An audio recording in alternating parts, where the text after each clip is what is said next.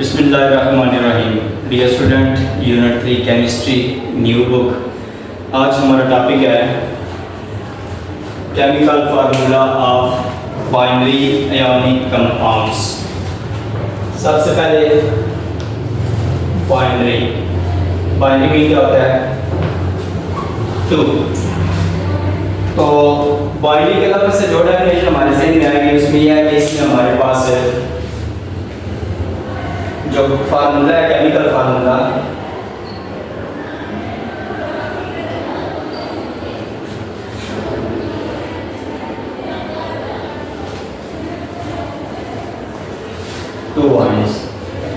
दो आयंस जब आपस में इनको जोड़ेंगे तो हमारे पास जो फार्मूला बनेगा उसको हम क्या कहेंगे? Chemical formula of binary ionic compounds. दूसरा जो आपके ज़हन में मतलब आना चाहिए वो हमारे पास है आयनिक कंपाउंड्स।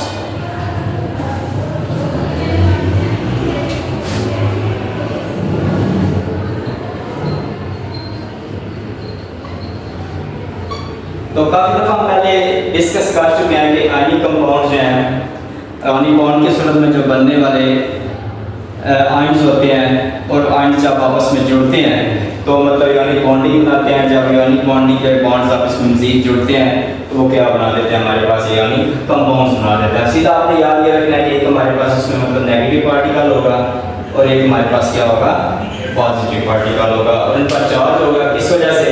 इलेक्ट्रॉन गेन और लूज करने की वजह से। तो इसमें 2-3 स्टेप्स जो हमने ज़हन में रखने हैं इस फार्मूले को लिखते हुए। सबसे पहले हमें क्या करना है कि हमने कैटाइन एंड अनायन जो है इनको सेपरेट करना है। ठीक है जी।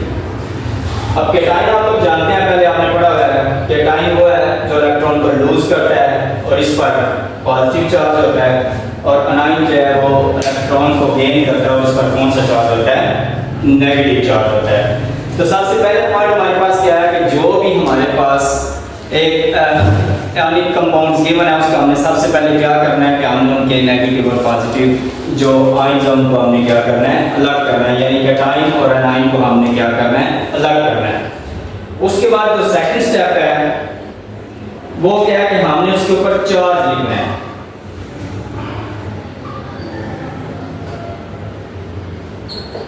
their charge to make electrically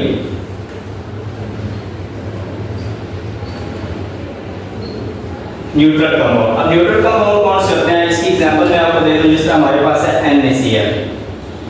अब देखें जो सोडियम है इसके आउटरमोस्ट शेल में सिर्फ एक इलेक्ट्रॉन होता है। उस इलेक्ट्रॉन को ये लूज करता है। लूज करने पर इस पर कौन सा चार्ज आ जाता है? Positive charge. क्लोरीन जो है इसका 17 ग्रुप से ताल्लुक है, हैलोजन है, और इसके आउटरमोस्ट शेल में 7 इलेक्ट्रॉन्स होते हैं। इसका मतलब एक इलेक्ट्रॉन को ये क्या कर देता है? गेन कर देता है। और इस पर कौन सा चार्ज आ जाता है? नेगेटिव चार्ज है। देखें तो इस पर मतलब +1 है और इस पर -1 है। तो आप जानते हैं कि जब दोनों पॉजिटिव और नेगेटिव चार्ज इक्वल हो जाते हैं तो वो चीज़ क्या हो जाती है? न्यूट्रल हो जाती है। तो ये हमारा एक न्यूट्रल इलेक्ट्रिकली जो न्यूट्रल आयनिक कंपाउंड है उसकी हमारे पास क्या आ जाएगी? एक एग्जांपल आ जाएगी। थर्ड पॉइंट जो हमारे पास है कि हमने फार्मूला लिखने से पहले जितने भी एलिमेंट्स हैं उनकी वैलेंसी को मेंशन कर देना है।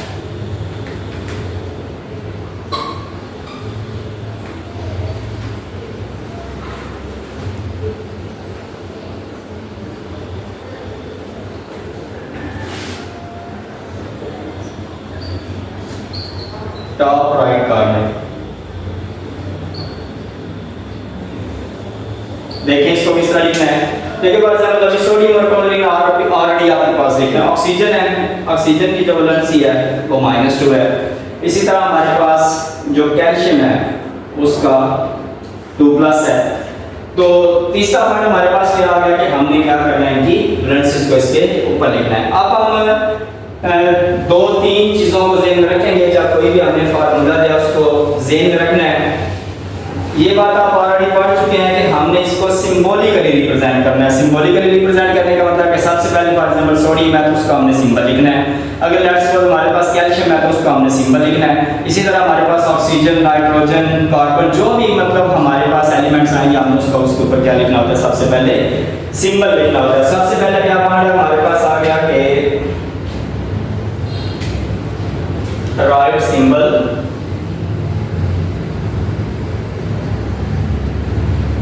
of ion with its charge। कि जो भी हमारे पास मतलब एलिमेंट का सिंबल है, कार्बन है तो सी, नाइट्रोजन है तो एन, ऑक्सीजन है तो ओ, उसको लिखना है, साथ हमने उसका क्या लिख देना है, चार्ज भी हमने उसके साथ इसके ऊपर लिख देना है। दूसरा पार्ट हमारे पास क्या आ गया, सेपरेट करना है कैटायन और एनायन को।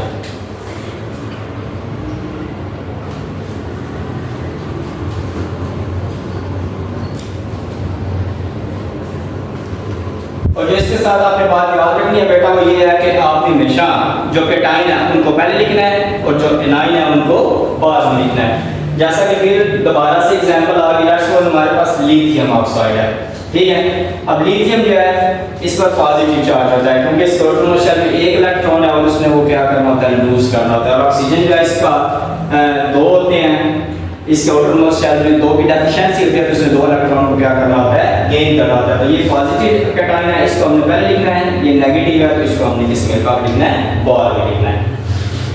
थर्ड क्या है कि हमारे पास हमने इनको जो इलेक्ट्रिकली न्यूट्रल होंगे यानी इन पर सेम चार्ज होगा वो ऑफसेट हो जाएंगे, उनका कभी भी फार्मूले में नहीं लिखते। लेकिन अगर उनका जो ऊपर मतलब इलेक्ट्रिकली न्यूट्रल नहीं है, चार्ज उनका सेम नहीं है, तो हम क्रिस क्रॉस मेथड के जरिए हम क्या करेंगे कि इनके जो चार्जेस हैं उसको सबस्क्रिप्ट बना देंगे। अब एक लफ्ज होता है सुपरस्क्रिप्ट और एक होता है सबस्क्रिप्ट, उसको थोड़ा सा समझ लें। लेट्स सपोज कि हमारे पास लिखा हुआ है क्लोरीन, इसके ऊपर लिख दिया मैंने 1-। जब कोई वैल्यू ऊपर लिखी हो तो इसको हम कहते हैं सुपरस्क्रिप्ट, और जिस तरह ये मैंने यहाँ पे लिथियम लिखा है इसके साथ यहाँ पे लिख दिया तो इसको हम क्या कहते हैं, subscript.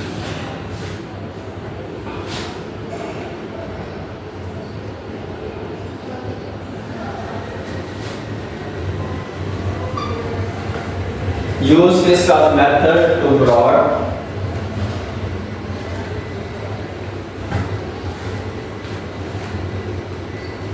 currency to its subscript।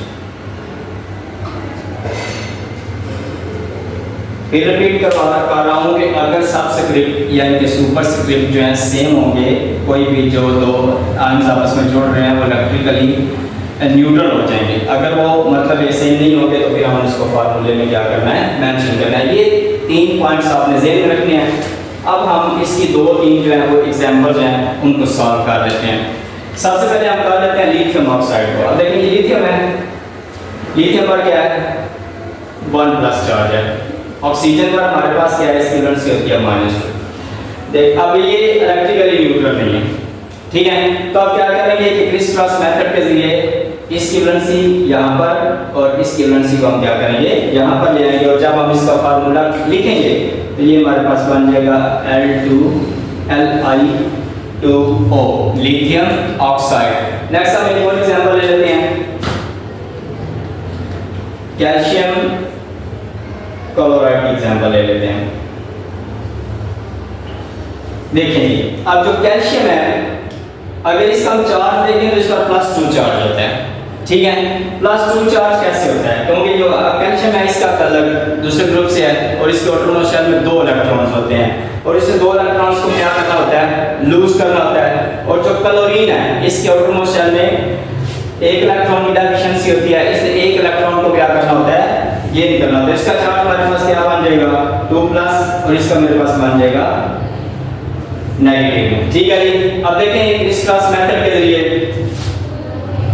ये इसका सबस्क्रिप्ट बन जाएगा और ये जो 1 है इसका सबस्क्रिप्ट बन जाएगा, ये मेरे पास बन जाएगा कैल्शियम CaCl2।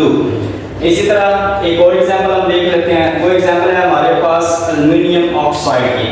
अब जो एल्युमिनियम ऑक्साइड है, एल्युमिनियम गैस का अलग होता है ग्रुप 13 से भी आप कह सकते हैं या 3A से भी इसको कह सकते हैं। तो इसके आउटरमोस्ट शेल में हमारे पास 3 इलेक्ट्रॉन्स हैं, ठीक है।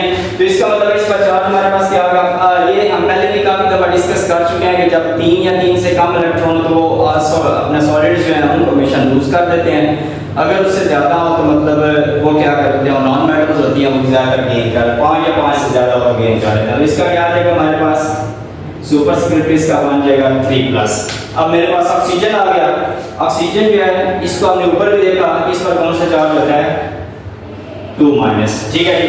अब उसी तरह इसको, ये भी इलेक्ट्रिकली न्यूट्रल नहीं है, तो इसका केमिकल फार्मूला लिखने के लिए हम क्या करेंगे, क्रिस क्रॉस मेथड के जरिए इसकी वैलेंसी यहाँ पर आ जाएगी और इसकी यहाँ पर, तो ये हमारे पास क्या बन जाएगा,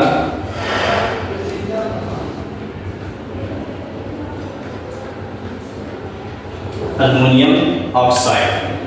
तो ये था हमारा आज का टॉपिक कि किस तरह हम जो हमारे बाइनरी आयनिक कंपाउंड्स होते हैं उनका जो फार्मूला जो है, केमिकल फार्मूला जो है उसको कैसे रिप्रेजेंट करते हैं।